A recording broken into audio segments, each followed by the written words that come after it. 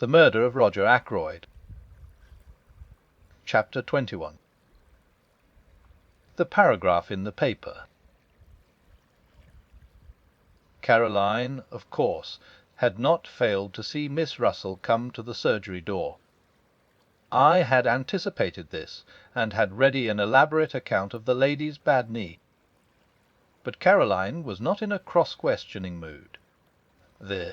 Her point of view was that she knew what Miss Russell had really come for, and that I didn't. "Pumping you, James?" said Caroline. "Pumping you in the most shameless manner, I've not a doubt. It's no good interrupting. I dare say you hadn't the least idea she was doing it even. Men are so simple. She knows that you are in M. Poirot's confidence, and she wants to find out things. Do you know what I think, James? I couldn't begin to imagine. You think so many extraordinary things. It's no good being sarcastic. I think Miss Russell knows more about Mr. Ackroyd's death than she is prepared to admit." Caroline leaned back triumphantly in her chair. "Do you really think so?" I said absently. "You are very dull to-day, James. No animation about you. It's that liver of yours." Our conversation then dealt with purely personal matters. The paragraph inspired by Poirot de l'Aille appeared in our daily paper the next morning. I was in the dark as to its purpose, but its effect on Caroline was immense.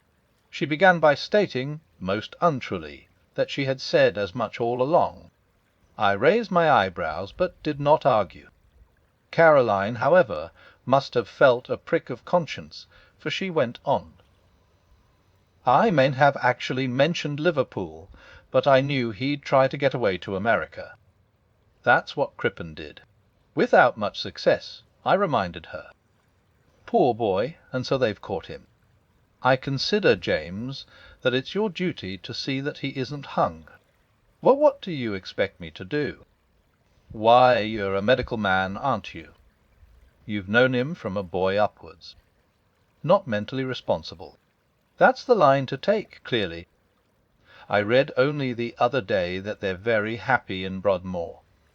It's quite like a high-class club." But Caroline's words had reminded me of something. "I never knew that Poirot had an imbecile nephew," I said curiously. "Didn't you?" "Oh, he told me all about it." "Poor lad. It's a great grief to all the family.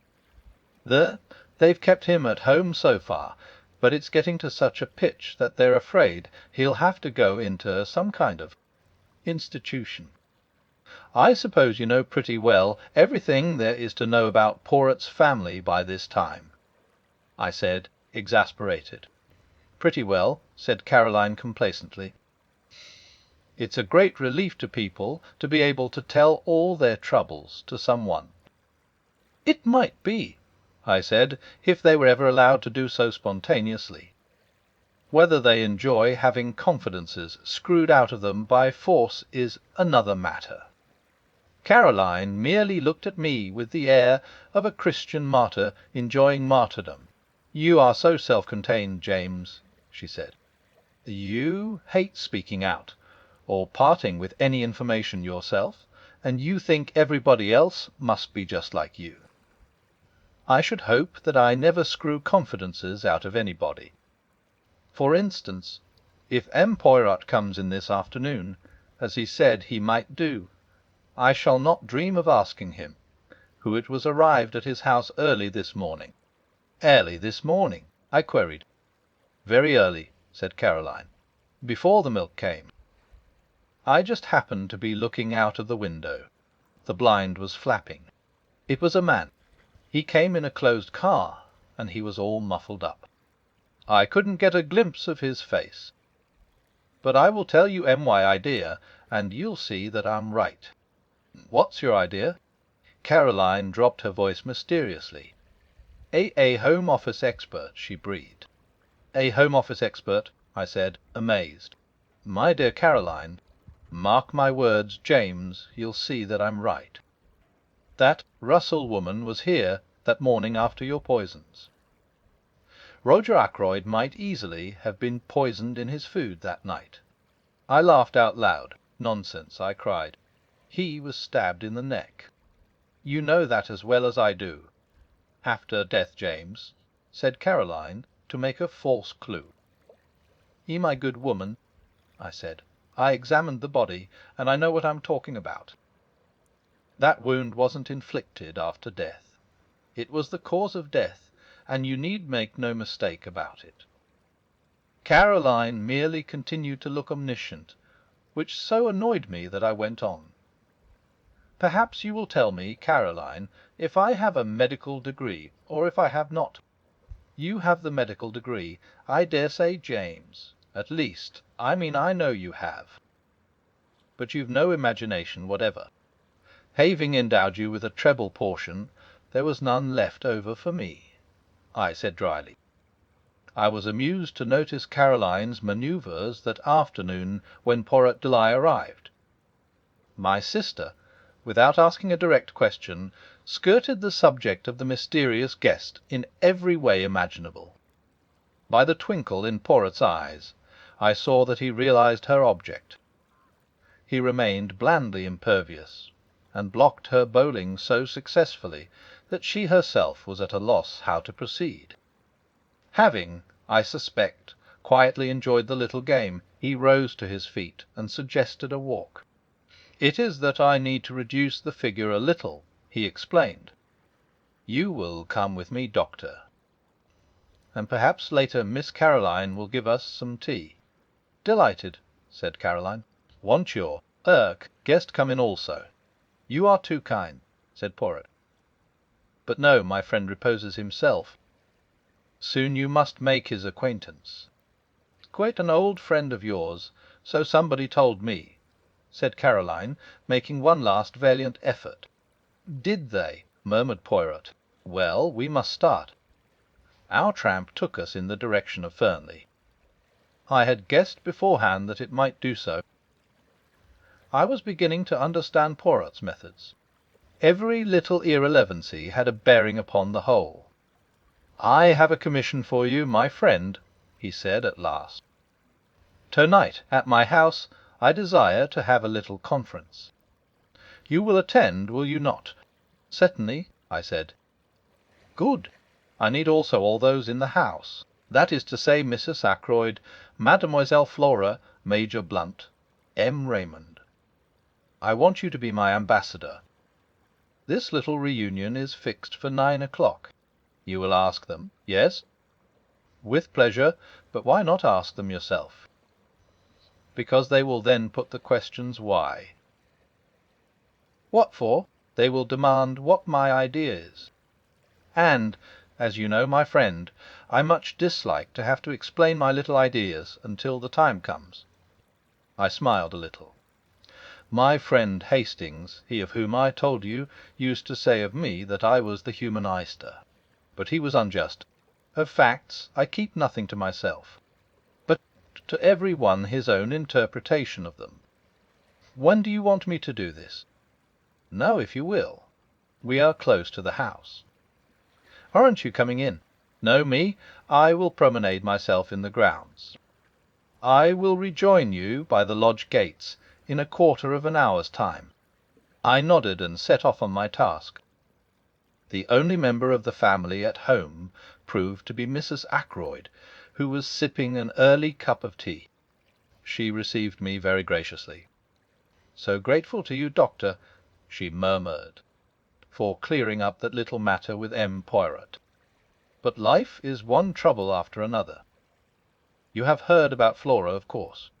"What exactly?" I asked cautiously. "This new engagement, the Flora and Hector Blunt. Of course not such a good match as Ralph would have been. But after all, happiness comes first.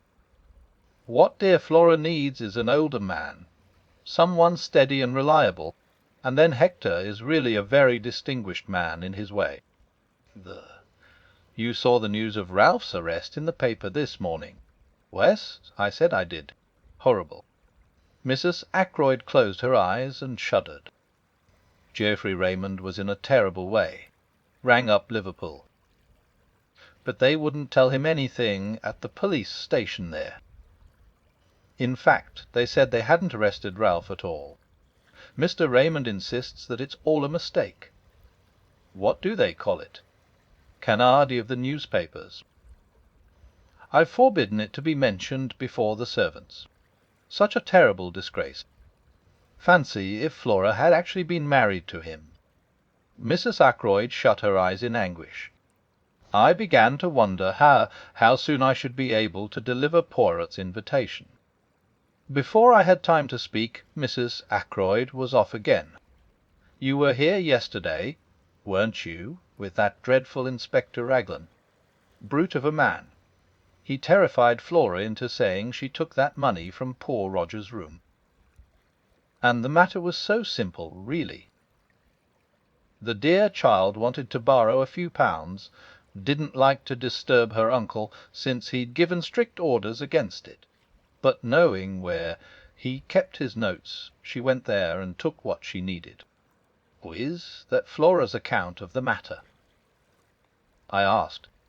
My dear doctor, you know what girls are nowadays. So easily acted on by suggestion. You, of course, know all about hypnosis and that sort of thing. The inspector shouts at her, says the word steal, over and over again, until the poor child gets an inhibition. Or is it a complex? I always mix up those two words, and actually thinks herself that she has stolen the money. I saw at once how it was. But I can't be too thankful for the whole misunderstanding in one way. It seems to have brought those two together, Hector and Flora, I mean. And I assure you that I have been very much worried about Flora in the past. Why? At one time I actually thought there was going to be some kind of understanding between her and young Raymond. Just think of it. Mrs. Ackroyd's voice rose in shrill horror. A private secretary, with practically no means of his own. It would have been a severe blow to you, I said. No, Mrs. Ackroyd, I've got a message for you from M. Hercule Poirot. For me. Mrs. Ackroyd looked quite alarmed. I hastened to reassure her, and I explained what Poirot wanted. Certainly, said Mrs. Ackroyd rather doubtfully. Suppose we must come if M. Poirot says so. But what is it all about? I like to know beforehand. I assured the lady truthfully that I myself did not any more than she did. Very well, said Mrs. Ackroyd at last, rather grudgingly. I will tell the others, and we will be there at 9 o'clock. Thereupon I took my leave, and joined Poirot at the agreed meeting-place. I've been longer than a quarter of an hour, I'm afraid, I remarked. But once that good lady starts talking, it's a matter of the utmost difficulty to get a word in edgeways. It is of no matter, said Poirot. I have been well amused. This park is magnificent. We set off homewards. When we arrived, to our great surprise, Caroline, who had evidently been watching for us, herself opened the door. She put her fingers to her lips. Her face was full of importance and excitement. "Ursula Bourne," she said, "the parlour maid from Fernley. She's here. I've put her in the dining-room. She's in a terrible way, poor thing. Says she must see M. Poirot at once. I've done all I could. Taken her a cup of hot tea. It really goes to one's heart to see any one in such a state. In the dining-room, asked Poirot. This way, I said, and flung open the door. Ursula Bourne was sitting by the table. Her arms were spread out in front of her, and she had evidently just lifted her head from where it had been buried. Her eyes were red with weeping. "Ursula Bourne," I murmured. But Poirot went past me with outstretched hands. "No," he said, "that is not quite right, I think. It is not Ursula Bourne, is it, my child, but Ursula Patten. Mrs. Ralph Patten,